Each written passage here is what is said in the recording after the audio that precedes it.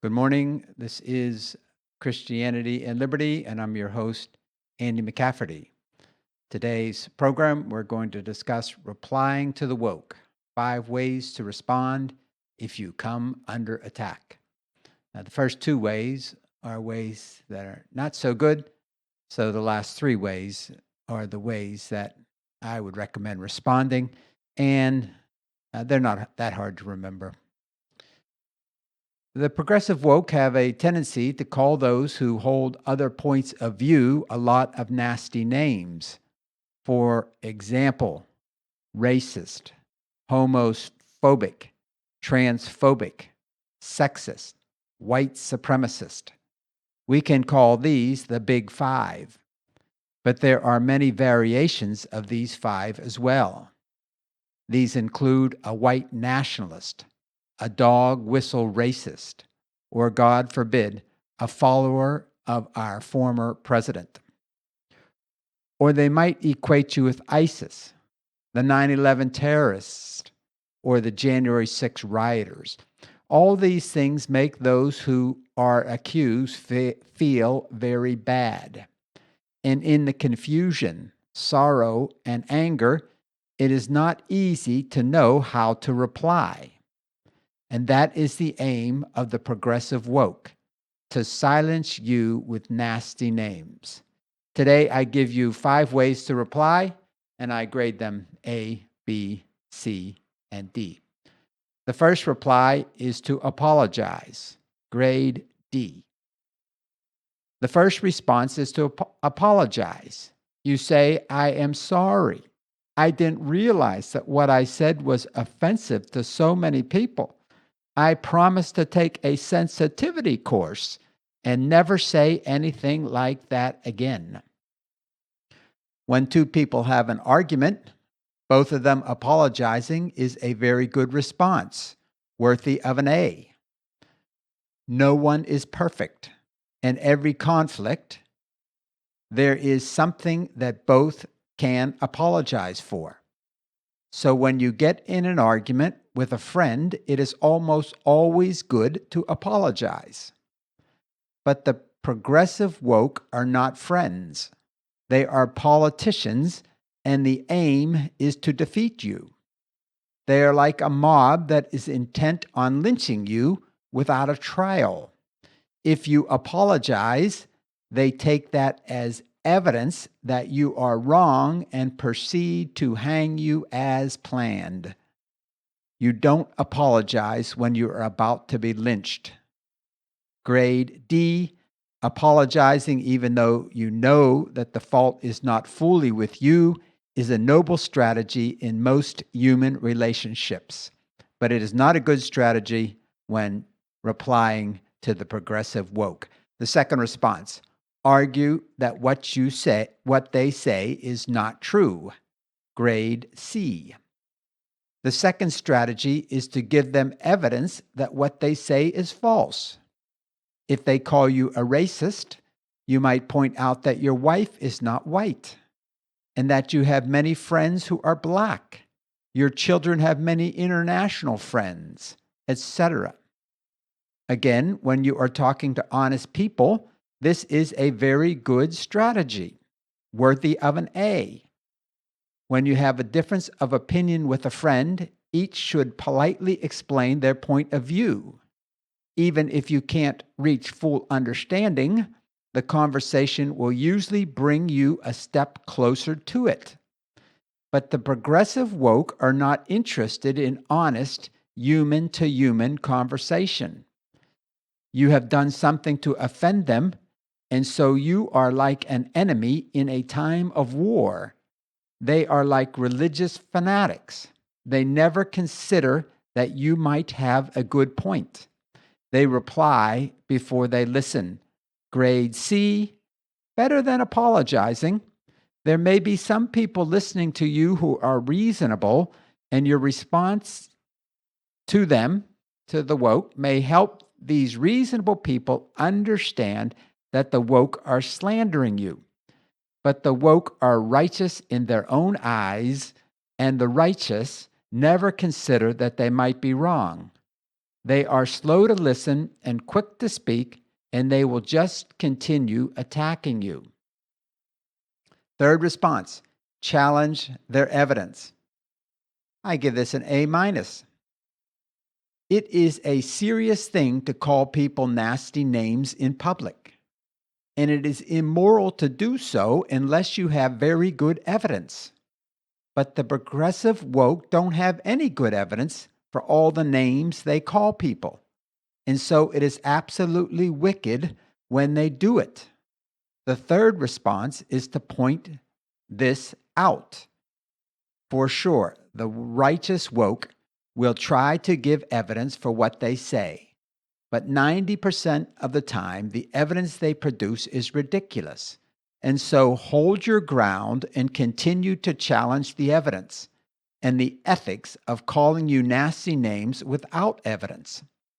One possible reply along this line would be this: you don't have any good reason to think I am a racist, and it is wicked to accuse me of racism without good evidence. They will say, we have good evidence. You voted for Donald Trump. And then you reply, actually, I didn't vote for Trump, but even if I did, that is not good evidence that I am a racist. And it is wicked to call a person a racist just because he voted for Trump. Piers Morgan was the host of Good Morning Britain. He said on a show that he did not believe various things Meghan Markle had said, and the other host began to accuse him of being a racist. On this third response, he should have said, the fact that I do not believe that Meghan Markle said what she said does not show that I am a racist. And you accusing me of being a racist on this basis is morally evil. Another example, Megyn Kelly was the host of a U.S. morning talk show. She asked, is it wrong to go to Halloween as Diana Ross? She was accused of being a racist. She apologized, our first response, and then she was fired. A better reply would be to say, my asking this question is no evidence that I am a racist, and your accusing me of being a racist on this account is morally despicable. I might note that in the original conversation, Kelly allowed that she was asking if blackface is always wrong, and this is a different and more problematic question. But even so, this is not any evidence at all that she is a racist. The most it shows is insensitivity to the history of blackface. And insensitivity is 1,000 miles from being a racist. A minus. The reason that this is a better answer than the first two is because it gets closer to what is really going on. When we make a claim, we imply that we have evidence to back it up. And so when progressives attack you, they are implying that they have good evidence to back up their claim, but they don't have any evidence. And so we should go no further in the conversation. We should just point out that what they are doing is wrong. Once most Americans begin to see this, we will begin to solve the problem of the woke. Response 4, challenge their language. The progressive woke have created a new lingo, a new dialect, especially when talking about race and sex. The lingo includes words they have created: homophobic, transphobic, cisgender, intersectional, a birthing person, institutional racism, Latinx, etc. They also create new phrases with old words, such as hate speech, violent speech, and people of color. The lingo also includes old words that they use in an entirely new sense: woman, man, marriage, he, she, and other pronouns. The woke also overuse nasty names to such an extent that these words begin to lose their meaning. The main examples are racist, hate, white supremacy. The woke apply these words falsely to so many people and things that in their mouths, they are just a way to curse people they don't like. The progressive woke use these new words and phrases for two purposes. This is important to grasp.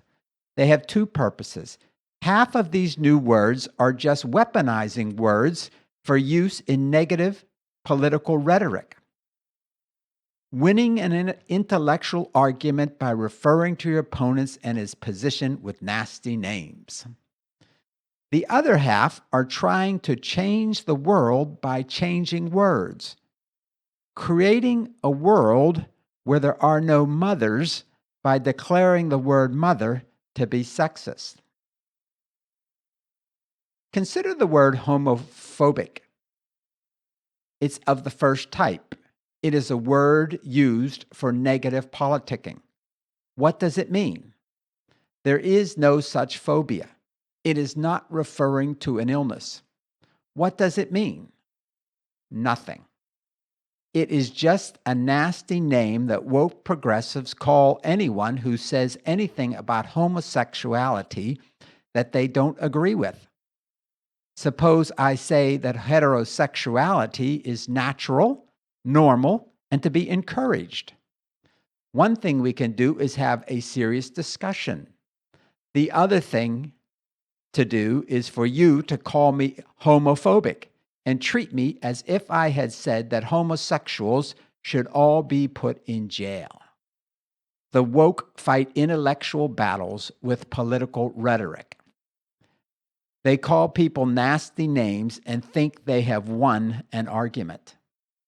It is the same with racist, hate, and white supremacist. The woke have drained these words of their meaning. In the woke dialect, these have become just nasty names that you call people when you have nothing intelligent to say. The fourth response when attacked is to challenge this sort of empty political rhetoric. Some examples of challenging their language. You might say, the word homophobia is a made-up word that is used solely to slander people. Or, there is no such thing as homophobia. Or, calling a person homophobic is just a way of swearing at him. It is utterly useless in any serious conversation about homosexuality. Or, if your parents prefer their children be heterosexual, you will call them homophobic. And if a radical Muslim says that all homosexuals should be put to death, you will call him homophobic. And by calling me homophobic, you hope that people don't notice the difference. You call so many people racist that are not racist that the word in your mouth has lost all its meaning.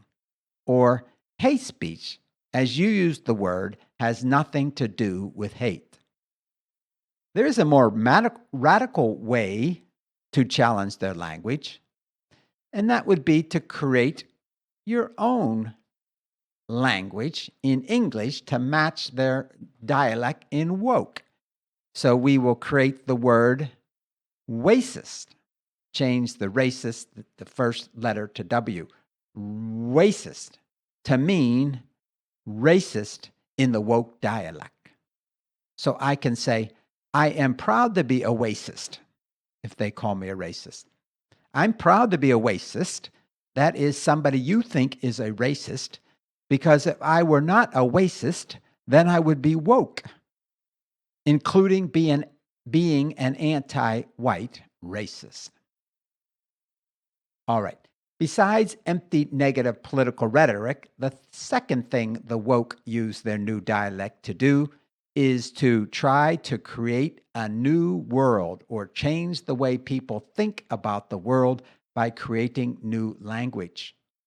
Most of these new ways of talking have to do with the supposition that there are more than two genders.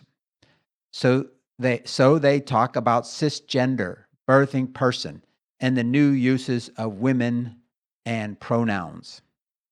The woke think that they can change the natural world by changing the way we speak. However, you can't change nature just by changing the way you talk about nature. You can call a bull a stallion, but that doesn't mean that the bull can mate with a mare. Okay.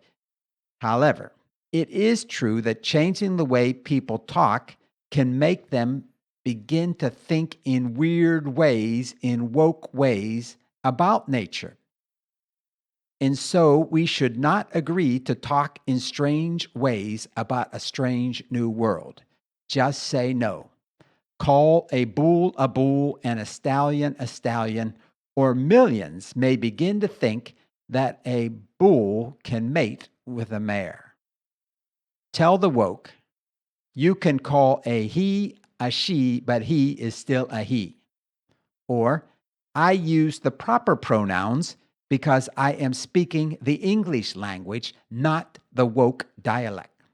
Or, if asked to refer to a he as she, okay, I'll be polite. I will say she in the woke dialect, which of course means he. Grade A minus. It's also pointing something out that is core to the woke. They are politicians who are warring with words. The fifth response: challenge the woke's presuppositions. Challenge their worldview. The woke progressives have some presuppositions about racism in America and about gender. Everything they say depends on these presuppositions. These presuppositions are manifestly false, and the fifth response is to challenge these core beliefs. The progressive core presuppositions about race in America can be put very simply. Progressives believe that the primary cause of racial inequity in the United States is racism against non-whites. Corollaries to this belief are things like the reason why the median income of a white family in the U.S. is much higher than that of a black family is racism. The reason that white high school students on average have higher SAT scores than blacks is racism. The reason that many more blacks per capita are in prison in the United States is racism. The reason that police kill more blacks per capita than whites in the United States is racism. These theses are manifestly false, and every study shows that they are false. And the fifth response is to challenge them.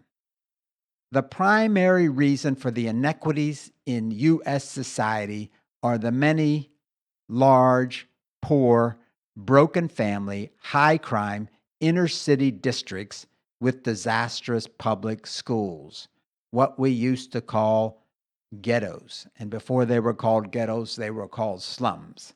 But these apparently are words that have been outlawed by the woke. This is obvious, and there are many things that show it is true. For example, Black Americans who are not born and raised in these areas do just as well as white Americans. Black Americans who are raised in these areas but attend a good school and avoid crime and single motherhood also do just as well or almost as well as white Americans. Or whites in England who grow up in such neighborhoods have the same inequitable results in England as blacks in the United States. The same is true for every country which has what used to be called ghettos or slums.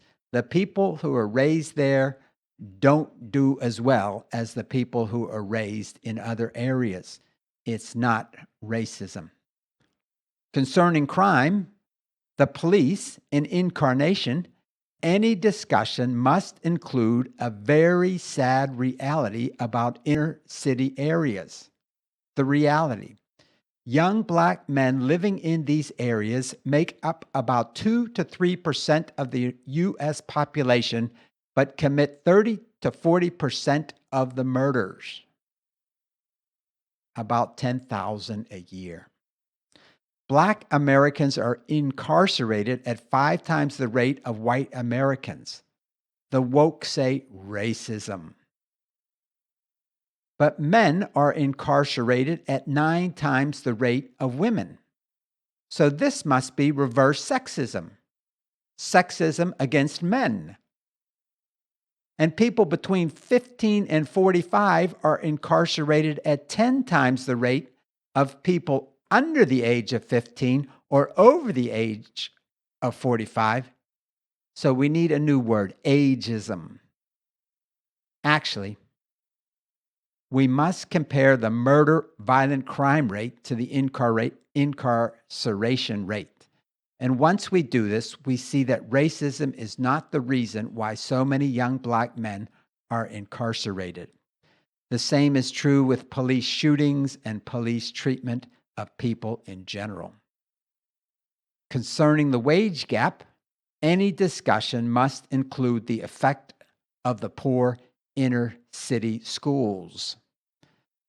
The wage gap is to a large part due to the low quality of education in these schools and inner city areas. It is not due to racism. A progressive might reply, I agree that U.S. inequalities are due to these disastrous inner city neighborhoods, but these neighborhoods exist due to racism. This reply fails to distinguish between past racism and current racism. The woke claim and what we're talking about is whether current racism, or as they say, systematic racism, is the cause of current inequities. And the reply assumes that it's not. It was past racism. So they're basically agreeing that the current inequities are not due to current racism.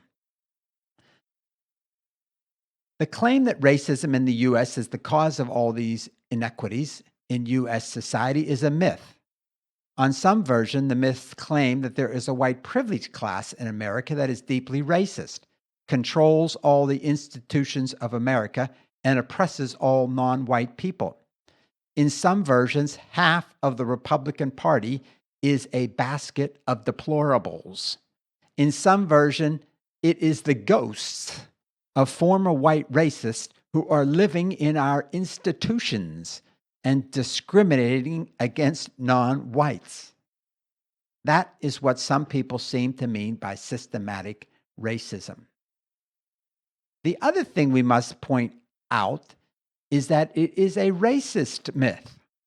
It is similar to the early 20th century German myth that the Jews controlled all the banks and much of the media. It is completely despicable. And the fifth response is to challenge the progressive woke about this presupposition. Now, the second core presupposition of progressives is that there are many genders and no sexual orientation is more normative than any other. I don't say much about this. It is a fantasy world supported by negative political rhetoric and terminological confusion. Like any fantasy world, there is no way to prove that it doesn't exist, but you can point out that it is a fantasy world. In the real world, there are only 2 genders and 2 normal sexual orientations. The fifth response conclusion: in every discussion, you will find, if you listen closely, the woke are presupposing one of these highly dubious assumptions about race and gender. Most everything else they say is following from it. The fifth response is to point out that these presuppositions are unreasonable, to challenge them. Grade A-. This response is on target. However, it is near impossible to persuade a woke progressive because they are in a political cult, and cults have a basic internal consistency, and they bring meaning to the lives of the believers. But you can ask the woke to read a Thomas Sowell book, and this might wake them up from the dead. My highest grade of the 5 is A minus, but you can get an A plus if you can quickly move back and forth between responses 3, 4, and 5. That is, challenge their evidence, challenge their language, and challenge their presuppositions. These three are closely related. Consider the charge against Megyn Kelly, that she was a racist because she asked if it's always wrong for a white person to go to Halloween as Diana Ross. Response 3 is to point out that the accuser has no evidence, and it is wicked to call a person a racist with no evidence. Response 4 is to point out that they use the phrase racist so much that they drain it of all its meaning. In their mouths, it is nothing but a constant slandering of anyone who they disagree with. Response 5 is to point out their conclusion depends on the presupposition that most conservative white people are racist, and this itself is pure anti-racism. The point is the only reason they could possibly think that Megyn Kelly was a racist is they think most whites are racist, and therefore someone that thinks that asks the question that has to do with whether you could go to Halloween dressed as Diana Ross, they're certainly among the majority of whites. That is a racist. Well, that's it. We hope you enjoyed this show. If you want to leave me a comment, you can do so on my new YouTube channel. I'm Andy McCafferty, the host of Christianity and Liberty, coming to you from Taipei. Good night.